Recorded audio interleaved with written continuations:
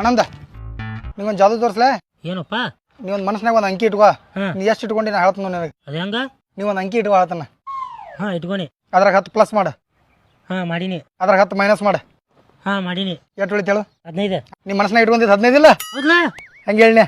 ಇದು ಹೆಂಗಪ್ಪ? ಟೆಕ್ನಿಕ್.